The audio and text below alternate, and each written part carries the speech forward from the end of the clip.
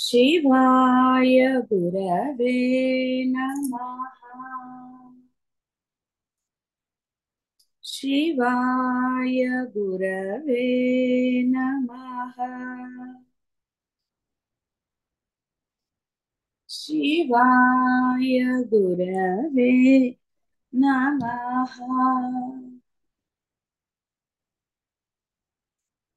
शिवाय गुरवे नमः। शिवाय गुरवे नमः। शिवाय गुरवे नमः।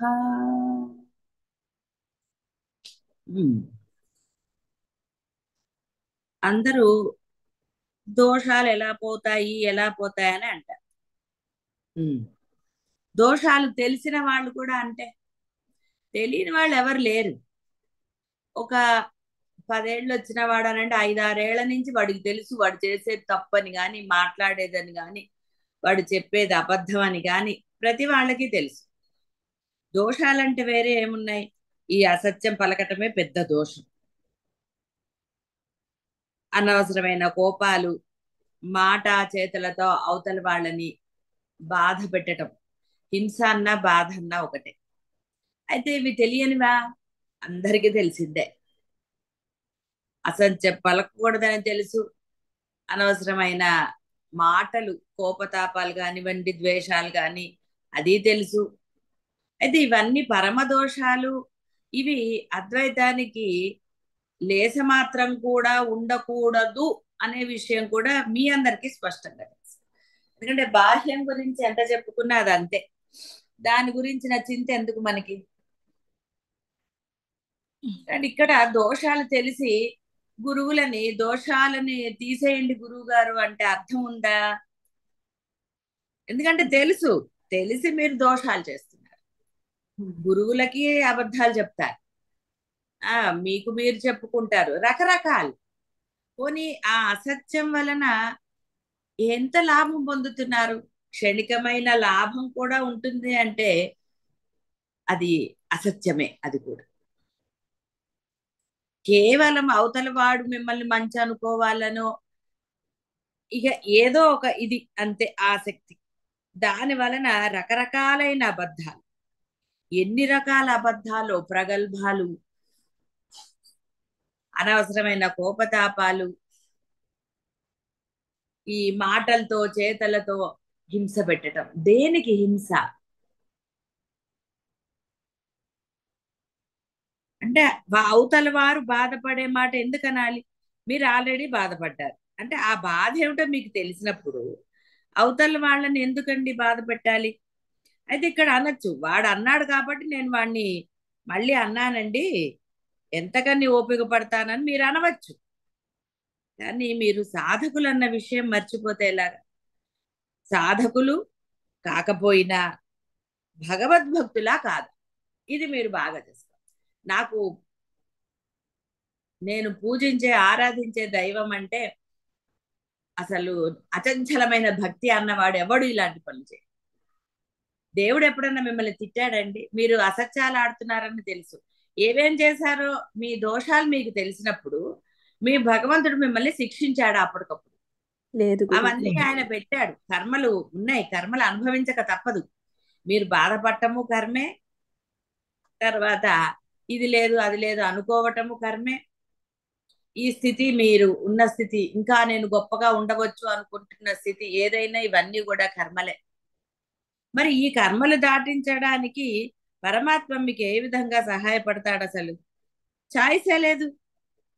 ఎందుకంటే మీకు మీరే కర్మలు పెంచుకుంటున్నారు తప్ప తగ్గించుకోవడానికి ప్రయత్నం చేయలేదు. తగ్గించే ప్రయత్నం చేస్తే తప్పకుండా మీరు కనీసం అంటే ఒకవేళ సాధన కాకుండా ఉంటే అట్లీస్ట్ వచ్చే జన్మలో అయినా ఉన్నత జన్మ అంటే మీరు కోరుకుంటున్న డబ్బులు కష్టాలు లేకుండా ఉండటం అలాంటివి ఏమన్నా సంభవించవచ్చు గాక. కానీ మీరు అదేది చేయకుండా ఒక మూల అంటే నోటితో పరమాత్మను ప్రార్థిస్తూ అదే నోటితో అంటే ఏ పరమాత్మనైతే మీరు ప్రార్థిస్తున్నారో ఏ నోటితోటి దాన్ని మళ్ళీ అశుభ్రం చేస్తున్నారు. పవిత్రమైంది అక్కడ. మీరు ఎప్పుడైతే ఆ పరమాత్మ యొక్క నామస్మరణ కానివ్వండి ఏదైనా సరే స్తోత్రాలు చేసినప్పుడు అది మిమ్మల్ని లోపల కూడా శుద్ధి చేస్తుంది. ఏనుగు ఏం చేస్తుందంటే నదిలోకి వెళ్ళి నీళ్లు పోసి శుభ్రం అయ్యి మళ్ళీ వచ్చి ఏం చేస్తుందో తెలుసు కదా. అదే విధంగా ఆ యొక్క నామస్మరణతో పరిశుద్ధం కాబడిన మీ యొక్క అన్ని దేహం మొత్తం ఇది అది అని కాదు, మరలా మీరు ఇలాంటి అసత్యాలనండి ప్రగల్భాలనండి ఏదైనా సరే దోషాలు మీకు తెలియంది ఒక్క దోషం కూడా మీరు చేయటం, తెలుసో తెలియకో అన్న మీ అసలు ఆ డైలాగ్ మీరు మర్చిపోవాలి. అది కూడా ఎంత అబద్ధం అండి, తెలుసో తెలియకో అంటాం. ఎంత సమర్థింపు మిమ్మల్ని మీరు. పోని సరే తెలియక చేసినవి సరే వదిలే, తెలిసి చేసిన వాటికి క్షమాపణలు కోరుకున్నారా? ఎవరి పట్ల చేశారు? ఎవరిని మీరు మాటలతో దూషించారు, చేతలతో హింస పెట్టారు, అబద్ధాలు చెప్పారు, మీ యొక్క ఏదైనా సరే పని జరగాలి పోనీ అప్పుడు మీరు చేశారా? మీ మనసులో మీ యొక్క ఉద్దేశము దురుద్దేశమా సదుద్దేశమా అనేది మీకు స్పష్టంగా తెలుసు. పోనీ చేశారా? సరే అప్పటివన్నీ వదిలేద్దాం, ఫ్లాష్ బ్యాక్. ఈ యొక్క సాధనలోకి వచ్చాకైనా మీరు ఆ పనులు చేయగలిగారా? ఈగో రహితంగా ఉండగలిగారా? లేదు కదా. మరి లేనప్పుడు అంటే సేమ్ ఏనుగులాగే శుభ్రపడుతున్నారు, మళ్ళీ మలినం తెచ్చుకుంటున్నారు. మరి అప్పుడు దోష పరిహారం కానివ్వండి, మీరు నిర్మల మనస్కులు కానివ్వండి, ఆ యొక్క పరమాత్మ స్వరూపులు ఎలా అవుతారు? పరమ భక్తులు ఎలా అవుతారు? అబద్ధాలే ఆడకూడదు. మీరు చరిత్రలో చూసినా పురాణాల్లో చూసినా ఏ భక్తుడైనా అబద్ధం ఆడినట్టుందా? అబద్ధం ఆడిన వాడు వాడిని చుట్టూ ఉన్న వాళ్ళు ఏమైపోయారో మీకు కూడా తెలుసు. మీరు మీ పిల్లలకి అబద్ధం ఆడొద్దని చెబుతూ ఇక్కడ చాలా సహజంగా ప్రతి ఇళ్లలో జరిగేది ఏంటంటే పిల్లల్ని ఒక మూల అబద్ధం చెప్పొద్దని చెప్తూ ఆ పిల్లల ముందరే మీరు అసత్యాలు ఆడుతూ ఉంటారు. పిల్లలతోనే కాదు, మీ ఇంట్లో పెద్దవాళ్ళతో అనండి, ఫోన్లలో అనండి, ఎవరితో అయినా సరే రకరకాలైన అబద్ధాలు మీరు చెప్తున్నారు. అప్పుడు పిల్లవాడు ఏం నేర్చుకుంటాడండి? ఇవాళ ఊరుకున్నవాడు రేపొద్దున నువ్వు ఇన్ని అబద్ధాలు ఆడలేదా అని అంటే అప్పుడు మీ పరిస్థితి ఏంటి? అసలు మీకు చెప్పే అర్హత ఎక్కడుంది? ఆయన రామకృష్ణుల వారు ఒక తల్లి వచ్చి ఇలా మిఠాయి తిని వాడి పళ్ళు పాడైపోతున్నాయి స్వామి కాస్త నువ్వు చెప్పు అంటే ఆయన ముందు స్వీట్ మానేసప్పుడు అంటే నువ్వు ఆచరించింది ఎలా బోధ చేస్తావు? దాంట్లో పవర్ ఉండదు. కాబట్టి మీరు అసత్యం ఆడుతూ ఒక మూల మీరెందుకని పిల్లల్ని ఎలా మీరు బాగు చేయగలుగుతారు? అదే పద్ధతి వాడు రేపు పొద్దున్న మీ దగ్గర చేస్తాడు. వాడు అసత్యం ఆడతాడు మీ దగ్గర, ఎందుకంటే వాడు మిమ్మల్ని చూశాడు. మీరు అసత్యం ఆడటం వాడికి స్పష్టంగా తెలిసింది. పిల్లల ముందర పెద్దవాళ్ళ అసలు ఒకరిని ఒక వయసు వాళ్ళకి రావాలి, 16 ఏళ్ళలో 18 వస్తే అప్పుడు ఒరే వాళ్ళు అలాంటి వాళ్ళ జాగ్రత్తగా ఉండు, నువ్వు ఇలా ఉండకూడదు అని చెప్పవచ్చు, అందులో దోషం. కానీ ఒకళ్ళని క్రిటిసైజ్ చేయటమో, వాళ్ళు వెళ్ళిపోయాక వాళ్ళ గురించి చెడు మాట్లాడటమో, వాళ్ళు చెడ్డవాళ్ళని పిల్లల ముందరే అంటే ఏది అర్థం చేసుకోలేని వయసులో ఉన్న పిల్లల ముందర కనుక మీరు కామెంట్స్ చేస్తూ ఉంటే మీరు అనుకోవచ్చు పిల్లలు పడుకున్నారైనా సరే మీరు చేసేవి అయినా సరే ఏ పిల్లలు పడుకున్నారో ఏ పిల్లలు పడుకోలేదో మీరు ఎలా గ్రహిస్తారు? కాబట్టి చాలా జాగరూకతతో ఉండాలి పిల్లలు ఉన్నవాళ్ళు. ఏనాడు కూడా వాళ్ళు ఒకవేళ మీ తప్పుని సరిదిద్దితే వాళ్ళ ముందర తిట్టడం కానీ ఏదీ చేయకూడదు. మీరు ఆ విధంగా ఉండగలరు. సరే ఇవన్నీ బాహ్యంగా అనుకున్నా, ముఖ్యంగా మీరు సాధకులు పరమానందాన్ని పొందాలని భావిస్తున్నారు మీరందరూ. మరి పరమానందాన్ని పొందాలనుకున్న వారు దోషరహితులుగా ఉండాలన్న సంగతి మీకు తెలుసు. దైనందిన జీవితం అందుకనే ఎక్కడ ఉద్యోగంలో కూడా అసత్యం ఆడవలసిన అవసరము ఏమాత్రము లేదు. మీరు చక్కగా నిర్భయంగా ఉండండి, ఏమీ నష్టం లేదు. అవతల వాడికి ప్రాణం పోతుంది అనుకున్న పరిస్థితిలో మీరు కొంచెం అసత్యం ఆడితే అది దోషం కాదు. అసత్యం ఆడవలసి వచ్చినప్పుడు మౌనంగా ఉండవచ్చు. ఎన్నోసార్లు చెప్పుకున్నాము ఒక కథ. ఒక లేడీ వచ్చి దాక్కుంటే మనిషి అనుకున్న ఎవరైతే తరుముకుంటూ వచ్చిన వాళ్ళు ఆ మునిని అడిగారు, ఏమయ్యా ఇటు వచ్చిందా అని. అది ప్రాణరక్షణార్థం వచ్చింది కాబట్టి దాని ప్రాణాన్ని నిలపాలి కాబట్టి ఆయన చూసే కళ్ళు మాట్లాడలేవు, మాట్లాడే నోరు చూడలేదు కాబట్టి నాకు తెలియదు అన్నారు. అలా దాని ప్రాణాన్ని కాపాడు.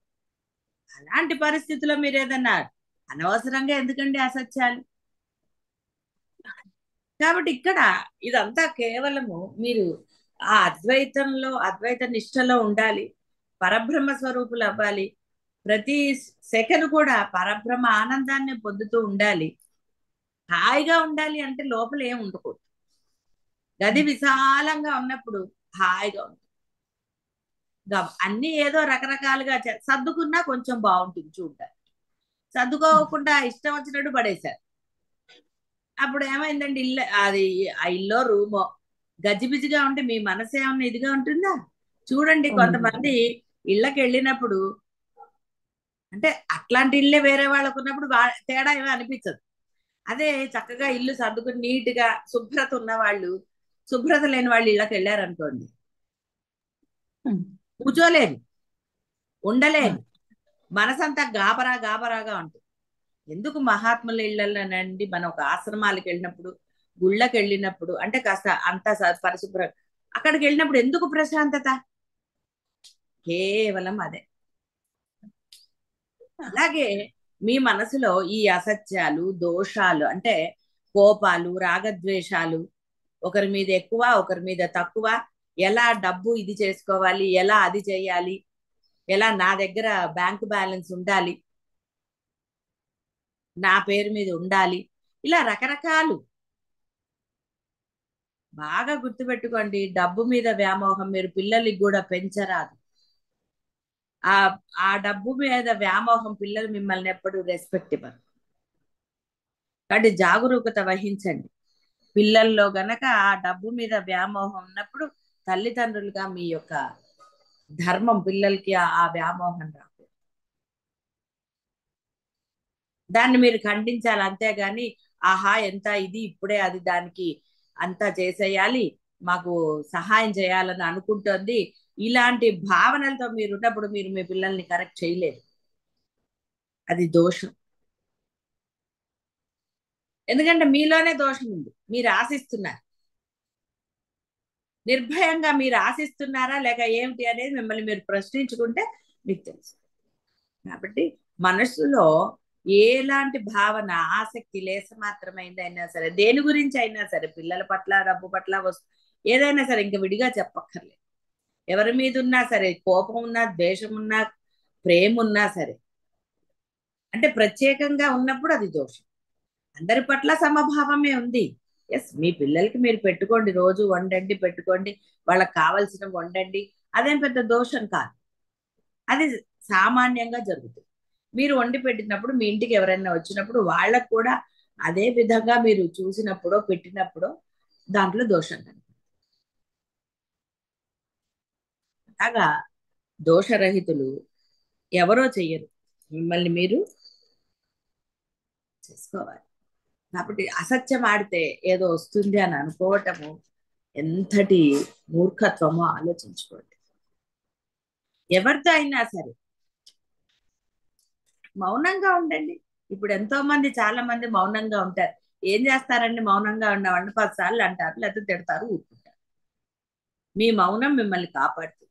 ఊరుకున్నంత ఉత్తమం లేదని చెప్పుకోలేదు. కాబట్టి ఒకవేళ అసత్యం ఆడవలసి వస్తే మౌనంగా ఉండండి,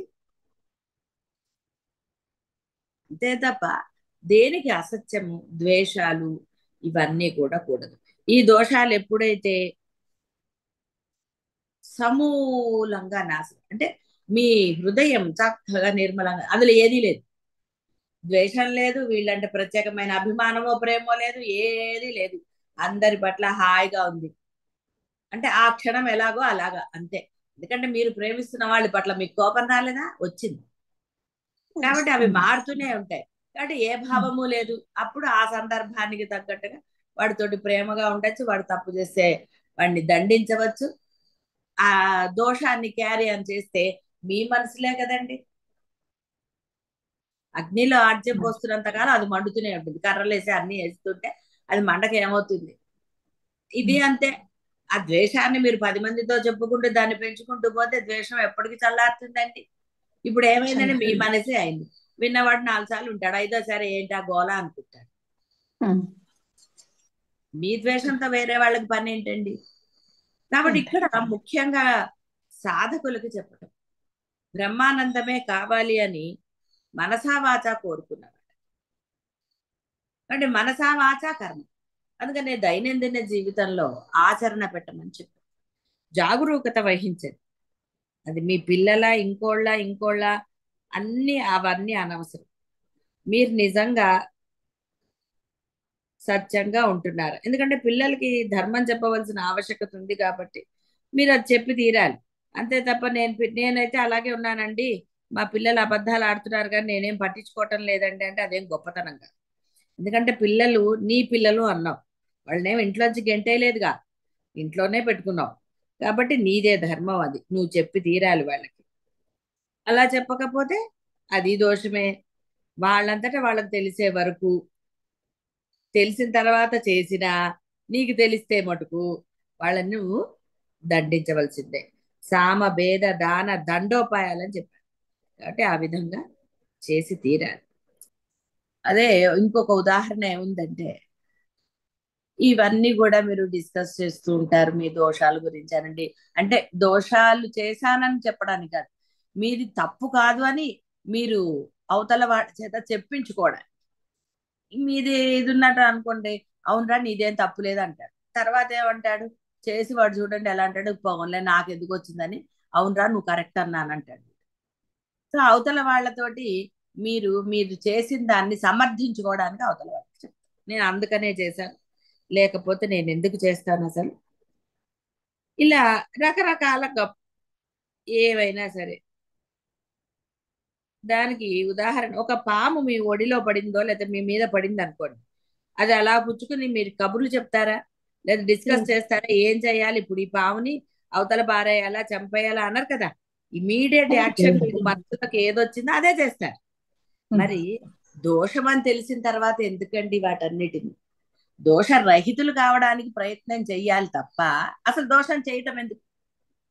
దోషం చేయకుండా ఉండాలి అని చెప్పడం ఇక్కడ. పాముని ఎలాగా అంటే ఆ దోషాన్ని నిర్మూలించేసుకున్నారు కదా. మీ మనసుల్లో ఉన్న దోషాలు ఏమిటి, ఇవే అసత్యాలు, ద్వేషాలు, రాగద్వేషాలు, ఇవి తీసేస్తే అయిపోయింది కదా. ఇంకా వేరే ఏమున్నాయి అక్కడ. దోషాలంటే ఇవే కదా. అవతల వాళ్ళని అంటాము మాటల చేతులతోటి, ఈ ద్వేషాలు వీటితోటే కదా. మిగతా అంత కర్మ దేనికి వస్తుందంటే దానికే వస్తుంది. మనసా వాచా కర్మణ. మనసులో నువ్వు అనుకున్నది మాట ద్వారా చేత ద్వారా బయటకు వస్తుంది. మనసు ఏం లేకపోతే అన్ని బానే ఉంటాయి. అలా ఉండండి, అప్పుడు పరమాత్మ దొరుకుతాడు కదా. మీరే పరబ్రహ్మ అవుతారు. దొరుకుతాడంటే అర్థం ఏంటి, మీరే పరబ్రహ్మ అవుతారు. అఖండులు బ్రహ్మాండ స్వరూపులు అవుతారు. బ్రహ్మాండ స్వరూపులు అవ్వడానికి ఎంత చక్కగా ఉంది. ఏముందండి, దైనందిన జీవితంలో అలా ఉండండి. మీరు సత్యం పలికారు, ఏం చేస్తాడండి అవతల వాడు, మిమ్మల్ని తిడతాడేమో, తిట్టుకోనండి. కానీ మీరు ఎప్పుడైనా సరే సత్యం పలికారు అనుకోండి, నిద్రలో కూడా సత్యం చెప్తారు. అదే అబద్ధం చెప్పిన వాడు గుర్తు పెట్టుకోవాలి. అదాటుగా కూడా వాడు అబద్ధం, పాపం వాడు నిజం చెప్పేశాడు అనుకోండి, గోవింద కదా వాడి పరిస్థితి పాపం. అందుకే ఇక్కడ వాళ్ళన్ని అవన్నీ ఒట్టిగా చెప్పినా, ఇక్కడ మీరు సాధకులు, మీరు బ్రహ్మానందం కావాలనుకుని నేను బాధపడకూడదండి, ఇట్లా ఏడవాల్సి వస్తుంది, నేను ఎంత ధైర్యంగా ఉన్నానండి, కానీ వాళ్ళు ఒక మాట అనేసరికి నాకు దుఃఖం వచ్చిందండి, ఇన్ని అంటున్నారు. మరి మీరు ఎందుకు ఆ దుఃఖం ఎందుకు వచ్చింది, అనవసర విషయాల్లో నువ్వు కల్పించుకోవటం వల్ల వచ్చింది. నువ్వు ఏదో వాళ్ళకి సలహా ఇవ్వటం వల్ల వచ్చింది, లేదా నీ సలహా వాడు పాటించలేదని నీకు దుగ్ధ, అయ్యో వాడు చెడిపోతున్నాడే అనే బాధ. ఎందుకు అవన్నీ? వీలైంది 2 పీకండి, సామవేద దాన దండోప. వీలవలేదు, చెప్పారు 1కి 2 సార్లు 3 సార్లు చెప్పారు, తర్వాత ఉరుకోండి ఇష్టంగా ఏమన్నా చేస్తారు. అంటే ఆ వయసు వచ్చాక ఇంకా మీరు చెప్పాలి. కానీ ఇంకా వాళ్ళకి మెచ్యూరిటీ రాలేదు, మీ దగ్గరే ఉన్నారు పాపం, ఇంకా పెళ్లిళ్ళు చేయలేదు అనుకోండి, అప్పుడు మీ దాంట్లోనే ఉంటారు కదా. అంటే ఒక వయసు వచ్చాక పెళ్లిళ్ళు కాకపోయినా మీ మాట వింటారని ఏం రూల్ లేదు. వింటాడో వినడో అది తర్వాత విషయం. కానీ ధర్మం ఎంతవరకు చెప్పొచ్చో అంతవరకు చెప్పొచ్చు. అంటే ఆ పాముని వెంటనే విసిరేస్తారు ఏదైనా సరే. ఎన్నోసార్లు బురదలో కాలేస్తారండి, వాడిని ఏమంటారండి? పరమ మూర్ఖుడు అంటారు. పక్కన అంత మంచి దారి ఉంటే ఏమైందో 4 అడుగులు ఏడా గలీజ్గా బురదలో నడుచుకుంటూ వచ్చాడండి అంటారు. అప్పుడు చిన్నప్పుడు ఒక కథ కూడా ఉండేది, ఎవరు సత్యమో ఎవరు అసత్యం ఆడటానికి ఆ పెరుగు దొంగిలించింది అది ఉంది కదా కదా, ఇద్దరు ఆడవాళ్ళని న్యాయాధీశుడు పిలిచాట, దారిలో అంతా బురద ఉండేటట్టు చేశాట. అక్కడ ఒక కుండలో నీళ్లు పెట్టాడు ఆయన. ఇద్దరు ఆడవాళ్ళు వచ్చారు.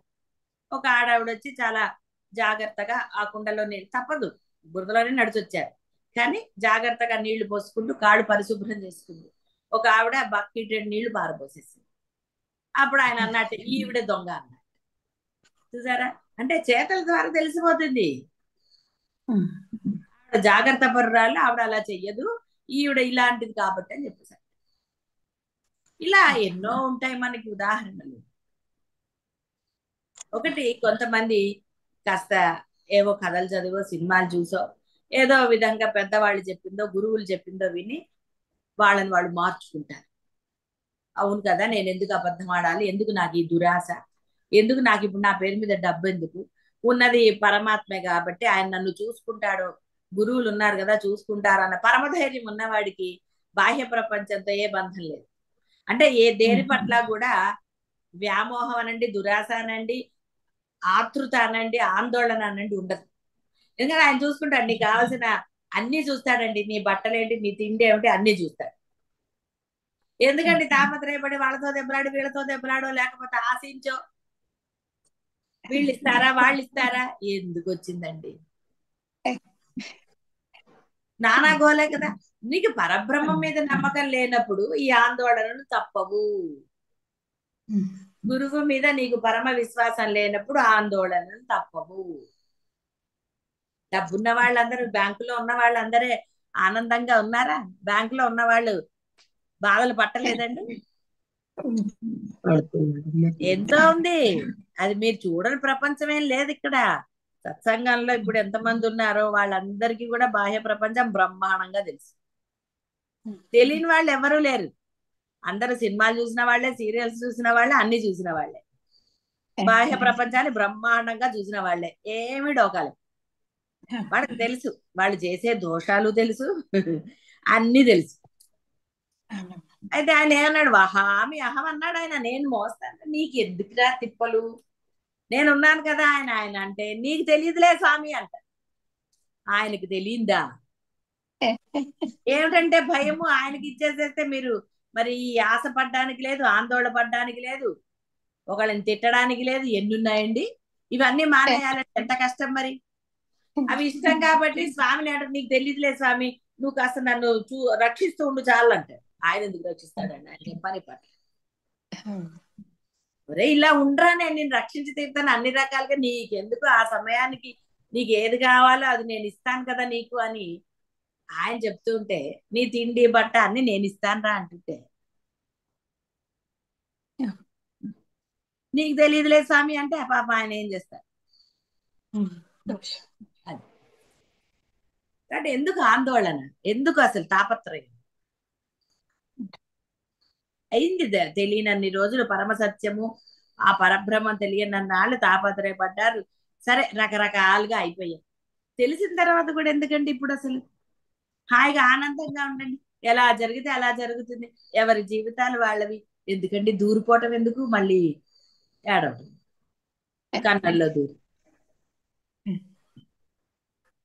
ఇప్పుడు ఆవిడెవరో అరుణాచలంలో దాంట్లో సందులోంచి దూరితే అదేదో అన్నారని, ఎందుకండి దూరటం, నువ్వు పట్టవని నీకు డౌట్ ఉన్నప్పుడు దూరకూడదు. అందులోంచి దూరినంత మాత్రం నీకు జన్మలు ఇదైపోతాయండి. ఏంటమ్మా? ఎవరికి అవుతాయి?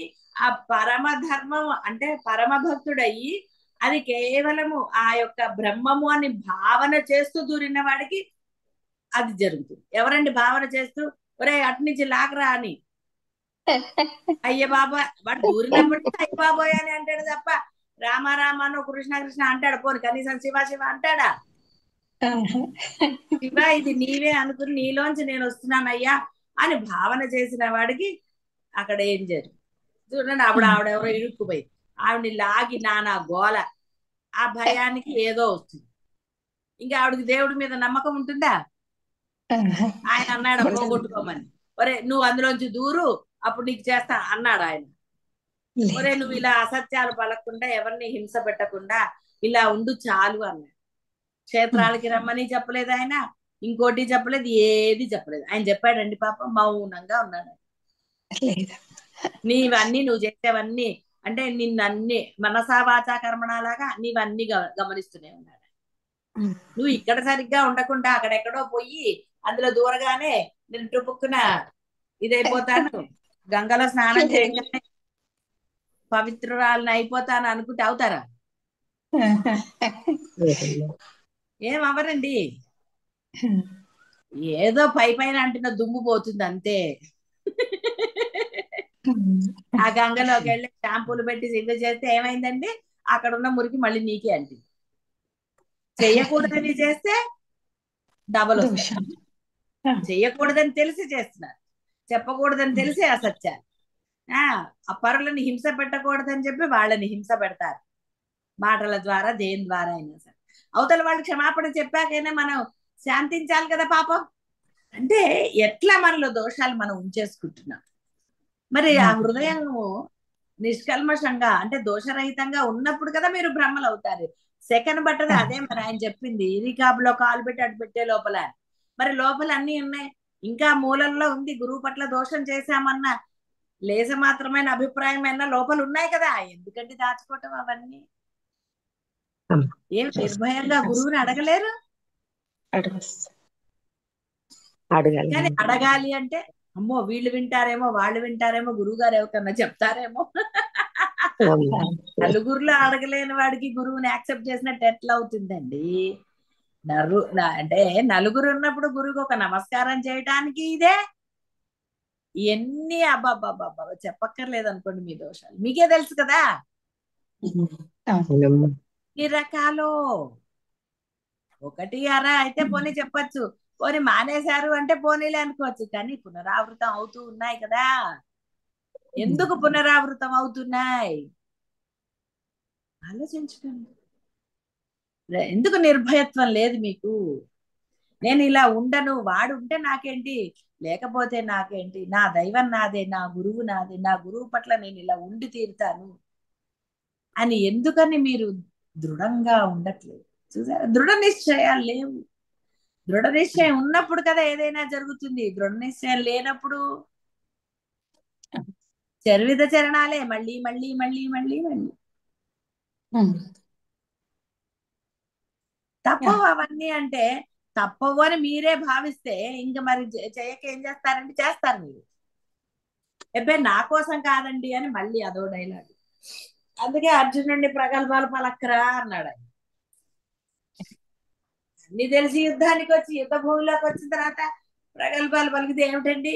అదేదో రాయబారానికి వెళ్ళినప్పుడు అప్పుడే కృష్ణుడితో మాట్లాడి, స్వామి ఇవి అందరు చనిపోతారు కదా, వాళ్ళందరూ కూడా వీళ్ళే కదా, ఎందుకు యుద్ధము, నువ్వే ఏదో చేయొచ్చు కదా స్వామి అని ప్రార్థించాడా? ప్రార్థించా లేదు. యుద్ధం చేస్తా స్వామి, నాకు నువ్వు కావాలన్నాడు. యుద్ధ భూమిలోకి వచ్చాక ఎందుకండి డైలాగు? కాబట్టి దోషాలను గుర్తించకుండా వాటి అంత ఆసక్తి పెంచుకుంటున్నారు. లేదండి ఇవన్నీ తీసేసానండి, కానీ ఇంకా ఒక్క విషయంలో అండి అంటారు. చాలు, ఒక విషయం. ఒక్క పాము దగ్గర పెట్టుకున్నా కాటేస్తుంది కదండి. ఒకటే ఉంచుకున్నానండి అని అంటే చాలు. ఒక విషయం పెంచుకుంటే ఆ విషయం మిమ్మల్ని ఏం చేస్తుందో మీకు తెలుసు. కాబట్టి ఆ ఒక్కళ్ళేనండి. ఏమిటో ఎంత ప్రయత్నించినా వాడిని నేను క్షమించలేకపోతున్నానండి అంట. నువ్వు క్షమించలేకపోతున్నావు అనేది నీ భావం అంతే. ఎందుకు క్షమించలేకపోతున్నావు అని ప్రశ్న వేసుకుంటే వాడు బాధ పెట్టాడు, మరి నువ్వు బాధ పెట్టలేదా మాటలని? నువ్వేమన్నా పోని వాడు బాధ పెట్టాడు, వాడి చేతలో మాటలో ఏదైనా కావచ్చు, నువ్వు రివర్స్ అన్నావు కదా, మరి అప్పుడు నువ్వు వాడు సమానమే కదమ్మా. ఇంకేమిటి మరి? పోనీ నువ్వేమన్నా మౌనంగా ఊరుకున్నావా? ఆ బాధను సహించావా? అంతే. ఇక్కడ ఇది ఏ బంధమో ఒక బంధం గురించి కాదు, స్నేహితులు కావచ్చు, బంధం కావచ్చు, వస్తువు కావచ్చు, ఏదైనా సరే మరలా వాళ్ళ నుంచి నువ్వు సహాయం అర్థించట్లేదా? సహాయం పొందటం లేదా? ఎన్నో ఉన్నాయి. ఇవన్నీ ఆలోచిస్తే అహంకారం పెరుగుతుంది. ఎందుకండి దాని బదులు నువ్వు ఆరాధించే నీ పరమాత్మ ఎవరినైనా ద్వేషించాడా? రాక్షసులనైనా రాముడు ద్వేషించాడండి? ఎవరైనా సరే, కృష్ణుడైనా సరే, రాముడైనా, అమ్మవారైనా, వాళ్ళు ద్వేషించారా రాక్షసుల్ని? సహనం పట్టలేదు ఆ సమయం వచ్చే వరకు బ్రహ్మ నియతి ప్రకారం. అంతేగాని ద్వేషించి అప్పటికప్పుడు సంహరించారా? మరి ఎందుకండి మీలోని రాక్షస గుణాలను అలా పెంచుకో? మరి మీరు ఆరాధించే దైవం పట్ల మీరు దోషం చేయటం లేదు. ఆయన మిమ్మల్ని అడిగితే, ఏరా నువ్వు నన్ను పూజిస్తూనే ఉన్నావు, లోపల ఇది పెట్టుకున్నావు అని. ఇప్పుడు మీరు ఎవరన్నా ఏదన్నా ఇస్తున్నప్పుడు చెయ్యి మొత్తం ఇట్లా దోసిలి పడితే చేతులు నిండుగా వస్తాయి. ఒక గుప్పెటి మూసేసి లోపల ఏదో దాచుకుని ఇలా పడితే ఎంత కొంచెం వస్తుందండి పాపం. అందుకే మనసారా దైవాన్ని ప్రార్థించమన్నారు. అంటే అర్థం ఏంటి? మనసులో ఏది లేకుండా ప్రార్థించాలి. ఏమండి, ప్రార్థించినప్పుడు ఏం లేదండి. ప్రార్థించినప్పుడు నువ్వు లేదన్నా నీ లోపల ఉన్నదో సంగతి లేదో సంగతి ఆయనకు తెలీదా? తెలుస్తుంది. చూడండి, చెత్త అంతా పెట్టి దాని మీద ఒక గుడ్డ కప్పేస్తారు గదిలో. ఎవరన్నా వస్తున్నారు అనుకోండి. పూర్వకాలము ఏంటివి మనకి వుడ్ వర్కులు లేవు కదా, అప్పుడు మరి వాటికి కర్టెన్లు వేసేవాళ్ళు కదండి. కర్టెన్ తీస్తే కనపడవు. కొండ చూడండి, దూరం నుంచి చెట్లతో పూలతో చాలా బాగా కనపడుతుంది కొండ. దగ్గరికి వెళ్ళాక నీకు అందులో ఉన్న ముళ్ళు, అందులో ఉన్న జంతువులు అన్ని కనపడతాయి. దూరం నుంచి చూసినప్పుడు చాలా అందంగా ఉంటుంది. అక్కడికి వెళ్ళాక కదా అందులో ఉన్న ఏమున్నా సరే కనపడతాయి. క్రూర మృగాలు, ముళ్ళో, రాళ్ళు, రప్పలు, నానాగోలు అంతా దగ్గరికి వెళ్తే కనపడుతుంది. అందుకని నీ మనసుకి నువ్వే దగ్గరగా ఉన్నావు, పరమాత్మ అక్కడే ఉన్నాడు. ఆయన తెలీదా నీలో ఏమున్నాయో? అందుకే శివానందలారులు ఏమన్నాడు? స్వామి, నీకు వేటంటే ఇష్టం అని అంటున్నావు కదా, ఎక్కడికో వెళ్ళటం ఎందుకయ్యా? నా మనసులో బోల్డు క్రూర మృగాలున్నాయి, దానిని వేటాడితే నీకు తృప్తి స్వామి, నేను నిర్మలుని అవుతాను అన్నాడు శివానందలారు. మరి ఆ క్రూర మృగాల్ని దాచుకుని శివ శివ అంటే ఏం లాభం అండి? ఈ లోపల అక్కడికి ఎవడో మీకు ఇష్టం లేని వాడు వచ్చాడు, శివ కాస్త ఏమయ్యాడండి? చూసారా, ఒక 2-3 నిమిషాలు వాడిని తిట్టుకోవడంతో శివనామం ఆగిపోతుంది. అదే మీ ద్వేషం ఇంకోళ్ళకు ఉందండి, వాళ్ళ వైపు చూసి సైకిల్ చేస్తారు, ఏడండి శివుడు?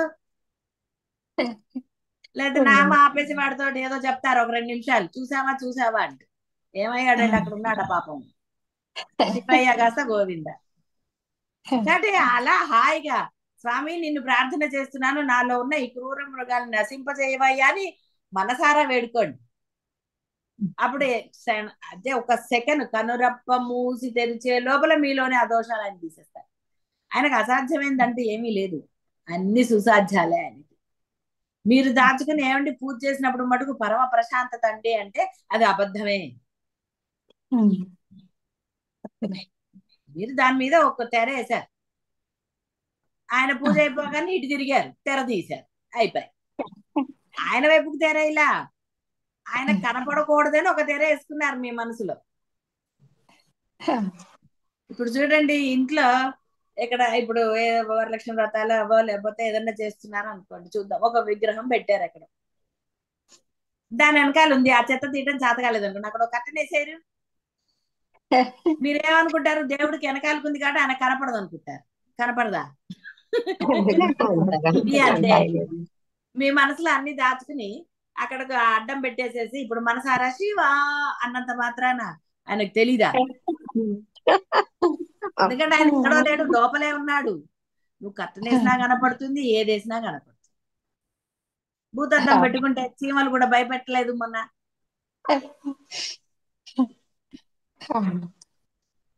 అంతే. ఇక్కడ ఆయనకి తెలియదు అంటే అది మూర్ఖత్వమే. నాకు అసలు పరమభక్తి అబద్ధం. పరమభక్తి ఉన్నవాడు ఎవడు అఖండ విశ్వాసం గురువుల పట్ల గాని ఎవరి పట్ల ఉన్నా సరే, అంటే నేను బాహ్య పరిపాలించక గురువులు అంటే సద్గురువుల గురించే చెప్తున్నాను. అఖండ విశ్వాసము ధైర్యము ఉన్నవాడెవడు వాడు అసలు అబద్ధాలు ఆడాడండి. మనసా వాచా కర్మణ ఎవరిని బాధ పెట్టడు. బాగా గుర్తుపెట్టుకోండి. అది ఎప్పుడైతే దోషాలు, ఆయన కృష్ణుడు దోషాలు లెక్కబెట్టినట్టుగా 100 దోషాలు అన్నట్టుగా ఎప్పుడు మీరు బియాండ్ అవుతారో అప్పుడు ఆ దోషాన్ని పట్టుకుని మొత్తం కడుగుతాడు.